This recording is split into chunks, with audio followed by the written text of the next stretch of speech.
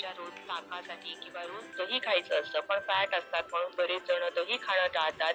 तर आज आपण विदाऊट फॅटचं किंवा फॅट नसलेलं दही कसं लावायचं हे पाहणार आहोत. इथे मी हे म्हशीचं दूध घेतलेलं आहे, साधारण 1 लिटर आहे आणि A2 मिल्क म्हणतात ना ती आहे. यामध्ये 6.5% म्हणजे 6.5% फॅट आहेत. तर हे दही मी हे दूध मी नेहमी रोजच्या वापरासाठी वापरत असते. तर आता इथे पातेलं किंचित असं ओलसर करून घेतलेलं आहे, म्हणजे तळाशी दूध अजिबात करपत नाही. आणि मग या पातेल्यामध्ये आपण हे घेतलेलं जे दूध आहे ते घालायचं. तुम्ही तर म्हणाल इथे तर भरपूर फॅट असलेलं तुम्ही फुल फॅट क्रीम म्हशीचं दूध घेतलेलं आहे आणि मग त्याचं कसं विदाऊट फॅटचं दही बनवताय. तर आता आपण इथे हे दूध आहे ना अगदी बारीक आचेवर मस्त असं मंद आचेवरती चांगलं उकळू द्यायचं आहे किंवा गरम होऊ द्यायचं आहे. जसं हे दूध गरम व्हायला लागतं तसं हे वर यायला लागतं आणि हे असं वर आलं की आपण नेहमी काय करतो गॅस बंद करतो. पण असं न करता यामध्ये आपल्याला जी साय येईल ती ही अशी थोडीशी मोडायची आहे आणि ही आतल्या बाजूला अशी करून घ्यायची की जेणेकरून दूध जे वर आलेलं असतं ते पुन्हा थोडंसं खाली बसतं. बघा दूध असं खाली बसलेलं आहे आणि मग हे असंच अधेमध्ये हलवत हलवत चांगलं असं दणदणीत याला उकळी आणू द्यायची. उकळी आली म्हणजे काय होतं यामधलं जे जास्तीचा पाण्याचा अंश आहे तो कमी होतो. जरी आपण किती नाही म्हटलं ना फुल फॅट क्रीम म्हशीचं असेल तरी सुद्धा त्यामध्ये बरंचसं पाणी असतं. त्यामुळे 5 ते 7 मिनिटं तरी चांगलं असं हे दूध उकळू द्यायचं आहे की जेणेकरून यामधला जास्तीचा पाण्याचा अंश कमी होतो आणि त्यामुळे मग दह्याला पाणी सुटत नाही आणि मस्त असं घट्टसर वडीसारखं दही आपलं लागतं. आता मी हे चांगलं उकळू दिलं, गॅस बंद केला आणि झाकण ठेवून हे पूर्णतः थंड केलं. थंड झाल्यानंतर मी हे फ्रीजमध्ये साधारण एक 5 ते 6 तासासाठी ठेवलं होतं आणि त्यानंतर ही अशी मस्त जाडसर साय आलेली आहे. साय काढण्यासाठी मी इथे हा झारा वापरते नेहमी. या झाऱ्याने अशी चांगली खरवडून साय आपल्याला व्यवस्थित काढता येते आणि दूध सुद्धा जास्तीचं येत नाही. बघा काय मस्त अगदी जाडसर साय आलेली आहे आणि फ्रीजमध्ये ठेवल्यामुळे काय होतं तर सगळा जो साका असतो म्हणजे जे काही सगळं फॅट्स आहे ते बघा या साईला असं चिकटलेलं आहे. म्हणजे दुधामधलं सगळं फॅट आपण या पद्धतीने विलग करायचं.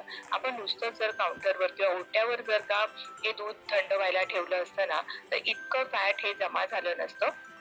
जर तुम्हाला सगळं फॅट विलग करायचं आहे तर या पद्धतीने थंड झाल्यानंतर फ्रीजमध्ये दूध ठेवणं गरजेचं आहे. आता यामधलं मी थोडंसं दूध वापरलेलं आहे म्हणून तुम्हाला हे पातेल्यात कमी दिसते आणि मग हे कोमट व्हायला ठेवून दिलेलं आहे. दूध कोमट होते तोवर आपण इथे हे मातीच्या भांड्यामध्ये दही कसं लावायचं ते पाहतोय. तर रोज जेव्हा आपण मातीचं भांडं दहीसाठी वापरत असतो त्यावेळेस ते घासणं कसं शक्य होत नाही, कारण जर साबण लावलं तर त्याचा वास सगळा दहीला लागू शकतो किंवा मातीचं भांडं कधीही साबणाने घासायचं नसतं.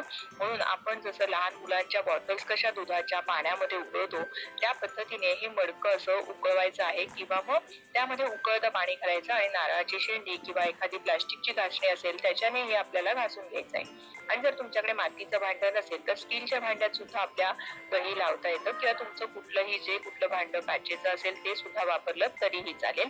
आता आपण ही लावलं होतं हे माझं प्लास्टिकचं भांडं आहे. खरं तर आहारामध्ये किंवा आपण रोजच्या वापरामध्ये प्लास्टिकचा वापर कमी करायला हवा म्हणून मी बहुतांश यामध्ये दही लावत नाही. पण बघा हे कालचं दही आहे आणि बघा काय मस्त घट्टसर असं दही आहे. जरा सुद्धा त्या दह्याला सुद्धा पाणी सुटलेलं नाही, अगदी थोडंसं दही राहिलेलं आहे तरी सुद्धा. आता यातलं 1 लिटर दूध आहे म्हणून 1 चमचाभर इतकं मी दही घेतलेलं आहे. मातीचं भांडं थोडं मोठं आहे म्हणून त्याला जास्तीचं दही घेतलं आणि थोडं आपलं स्टीलचं भांडं छोटं आहे म्हणून त्याला कमी दही मी विरजणासाठी ठेवलेलं आहे. आता हे विरजण सगळं चांगलं असं या कडेला असं लावून घ्यायचं आहे की जेणेकरून सगळीकडे व्यवस्थित लागलं की गुठळ्या सुद्धा मोडल्या जातात आणि ना व्यवस्थित दही सुद्धा लागतं. आमच्याकडे एक दहीवाले काका आहेत, त्यांना मी विचारलं होतं की तुमचं दही इतकं छान कसं लागतं. तेव्हा त्यांनी मला एकदा ही पद्धत दाखवली होती. तेव्हापासून मी याच पद्धतीने असं हे दही लावते. आता हे दोन्ही भांड्यांना आपण दही असं हे लावून घेतलेलं आहे. आता इथे आपण जे दूध गरम करायला ठेवलं होतं ते कोमट झालेलं आहे. तर आता आपण हे अगदी कोमट असावं, म्हणजे जर आपण गोड बुडवलं तर मात्र ते आपल्याला सहन व्हायला पाहिजे, असं उष्ण असायला हवं. पण माझ्या आजीला ना कधीही दुधात बोट घातलेलं आवडायचं नाही. त्यामुळे आम्ही नेहमी ना या पद्धतीने असं चेक करून बघतो. दूध पोटाला अगदी किंचित कोमट लागलं की मग ते दूध आपलं दही लावण्यासाठी योग्य आहे असं समजावं. दुधामध्ये बोट बुडवणं बऱ्याच जणांना आवडत नाही किंवा घरात जर कोणी वयोवृद्ध असेल, ज्येष्ठ मंडळी असतील त्यांना तर दुधात बोट वगैरे घातलेलं अजिबात आवडत नाही. त्यामुळे या पद्धतीने तुम्ही असं चेक करू शकता आणि मग त्यानंतर हे असं दोन्हीही भांड्यांमध्ये दही मी लावून घेतलेलं आहे. आता हे चांगलं असं हलवून घ्यायचं की जेणेकरून ना सगळीकडे एकसारखं हे दह्याचं विरघळ पसरेल आणि हे कडेला लावलेलं जे असेल ना ते सुद्धा हे असं आपण हलवून हलवून घ्यायचं म्हणजे व्यवस्थित मस्त असं घट्टसर दही आपलं लागतं. जर तुमचं दही कोरडं असेल ना तर मग मात्र थोडंसं जास्तीचं दही 1 लिटर दुधासाठी 2 चमचे दही सुद्धा लावावं लागेल. पण मी घेतलेलं हे दही बऱ्यापैकी आंबट होतं त्यामुळे मी 1च चमचा इथे वापरलेला आहे. आता हे दोन्ही मिश्रण असं हलवून झाल्यानंतर एकसारखं सगळीकडे चांगलं मिनिटभर हलवून घेतलेलं आहे. त्यानंतर यावर झाकण ठेवायचं आणि आता गरमी आहे त्यामुळे 5 ते 6 तासात दही लागतं.